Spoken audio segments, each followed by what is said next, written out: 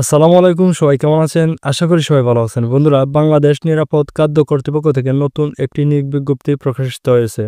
আর এই নিয়োগ বিজ্ঞপ্তির মধ্যে বাংলাদেশের সকল জেলার প্রার্থীরা কিন্তু আবেদন করতে পারবেন। তো কিভাবে আপনারা আবেদন করবেন? আবেদন করতে হলে শিক্ষাগত যোগ্যতার পাশাপাশি অভিজ্ঞতা কি প্রয়োজন পড়বে, বয়স কত প্রয়োজন পড়বে, কত তারিখে আবেদন শুরু হবে, কত তারিখে শেষ হবে, সবকিছু নিয়ে বিস্তারিত আলোচনা করব এই ভিডিওতে। তাই প্রথম থেকে শেষ পর্যন্ত অবশ্যই ভিডিওটি দেখবেন এবং যারা এখনো চ্যানেলটি সাবস্ক্রাইব করেন নাই, প্লিজ চ্যানেলটি সাবস্ক্রাইব করবেন এবং পাশে থাকা বেল আইকনটি ক্লিক করে রাখবেন, যাতে করে পরবর্তীতে কোনো ভিডিও আপলোড করার সাথে সাথেই পেয়ে যান নোটিফিকেশন। তো প্রথমেই দেখতে পারতেছেন যে পদ আছে সেটি হলো ব্যক্তিগত সহকারী। 10,200 টাকা থেকে 24,680 টাকা বেতনে 3 জন লোক নিয়োগ করা হবে। আর এই পদে আবেদন করতে হলে স্বীকৃত কোনো বিশ্ববিদ্যালয়তে 2য় শ্রেণী বা সমান সিজিপিএতে স্নাতক বা সমমানের ডিগ্রি থাকলে আবেদন করতে পারবেন এবং এর পাশাপাশি কোনো স্বীকৃত প্রতিষ্ঠান হতে কম্পিউটার প্রশিক্ষণ প্রাপ্ত হতে হবে এবং কম্পিউটার মুদ্রাক্ষরের সর্বনিম্ন প্রতি মিনিটে গতি থাকতে হবে বাংলায় 25 শব্দ এবং ইংরেজিতে 30 শব্দের গতি।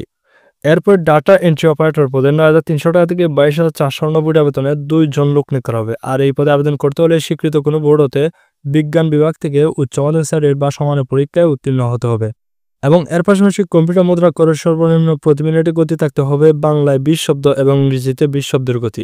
এরপরে অফিস সহকারী কাম কম্পিউটার মুদ্রাক্ষরিক পদে 9,300 টাকা থেকে 22,490 টাকা বেতনে 10 জন লোক নিয়োগ করা হবে। আর এই পদে আবেদন করতে হলে স্বীকৃত কোনো বোর্ড হতেও উচ্চ মাধ্যমিক সার্টিফিকেট বা সমানের পরীক্ষা উত্তীর্ণ হলে আবেদন করতে পারবেন। মানে যারা মাদ্রাসা থেকে আলিম পাস করছেন তারাও কিন্তু আবেদন করতে পারবেন এবং এর পাশাপাশি কম্পিউটার মুদ্রাক্ষরের সর্বনিম্ন প্রতি মিনিটে গতি থাকতে হবে বাংলায় 20 শব্দ এবং ইংরেজিতে 20 শব্দের গতি। এরপরে টেলিফোন অপারেটর পদে 9,300 টাকা থেকে 22,490 টাকা বেতনে 1 জন লোক নিয়োগ করা হবে। আর এই পদেও উচ্চ মাধ্যমিক সার্টিফিকেট বা সমানের পরীক্ষা উত্তীর্ণ হলে আবেদন করতে পারবেন এবং কম্পিউটার চালানোয় অবশ্যই দক্ষতা থাকতে হবে।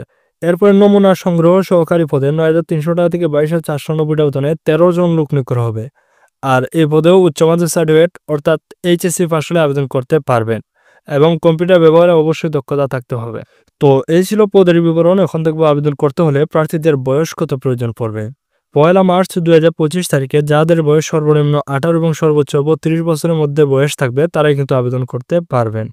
আর অবশ্যই আপনাদেরকে অনলাইনে আবেদন ফর্ম পূরণ করতে হবে। আর অনলাইনে আবেদন ফর্ম পূরণ করতে হলে bfsa.teletalk.com.bd এই ওয়েবসাইটে প্রবেশ করে আপনাদেরকে আবেদন ফর্ম পূরণ করতে হবে। আবেদন শুরু হবে 25 মার্চ 2025 সকাল 10টা থেকে এবং আবেদনের শেষ তারিখ 17 এপ্রিল 2025 বিকাল 5টা পর্যন্ত। তো এইসবের মধ্যেই কিন্তু আপনাদেরকে আবেদন ফর্ম পূরণ করতে হবে এবং আবেদন ফর্ম পূরণ করার সময় 300x300 পিক্সেলের একটি ছবি এবং 300x80 পিক্সেলের একটি স্বাক্ষর প্রয়োজন পড়বে।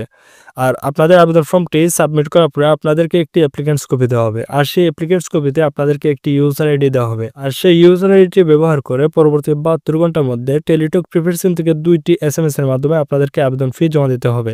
আর SMS এর মাধ্যমে আবেদন ফি জমা দেওয়ার নিয়ম দেখতে পাচ্ছেন এইখানে দেওয়া আছে। এই নিয়ম অনুসারে আপনাদেরকে আবেদন ফি জমা দিতে হবে এবং SMS এর মাধ্যমে আবেদন ফি জমা দেওয়ার পরেই আপনাদের আবেদন প্রক্রিয়া সম্পন্ন হবে এবং পরবর্তীতে প্রার্থীদেরকে SMS এর মাধ্যমে পরীক্ষার তারিখ এবং সময় সবকিছু জানিয়ে দেওয়া হবে এবং পরীক্ষার সময় আপনাদের কি কাগজপত্র প্রয়োজন পড়বে দেখতে পাচ্ছেন এইখানে বলা হয়েছে। তো এই কাগজপত্রগুলো আপনাদেরকে নিয়ে উপস্থিত হতে হবে। প্রথমত আপনারা যে অনলাইনে আবেদন করবেন সেটির অ্যাপ্লিকেন্টস কপিটি আপনাদেরকে সঙ্গে নিয়ে যেতে হবে। এরপরে আপনাদের পাসপোর্ট সাইজের 2 কপি ছবি সত্যায়িত করে নিয়ে যেতে হবে এবং শিক্ষাগত যোগ্যতার সকল সনদপত্রের সত্যায়িত কপি নিয়ে যেতে হবে এবং যারা সরকারি, আধা সরকারি ও স্বায়ত্তশাসিত প্রতিষ্ঠানে কর্মরত অবস্থায় রয়েছেন তাদের কর্তৃপক্ষ কর্তৃক অনুমতিপত্র নিয়ে যেতে হবে এবং ইউনিয়ন পরিষদ চেয়ারম্যানের কর্তৃক আপনাদের নাগরিকত্বের সনদপত্র সঙ্গে নিয়ে যেতে হবে এবং তাছাড়াও জাতীয় পরিচয়পত্র এবং জন্ম নিবন্ধনের সনদপত্র সত্যায়িত কপি নিয়ে যেতে হবে। আর তাছাড়াও এই নিয়োগ বিজ্ঞপ্তির লিঙ্কটি এই ভিডিওর ডেসক্রিপশন বক্সে এবং কমেন্টে পিন করে দেওয়া থাকবে, সেখান থেকে ডাউনলোড করে বিস্তারিত সবকিছু আপনারা দেখে নেবেন।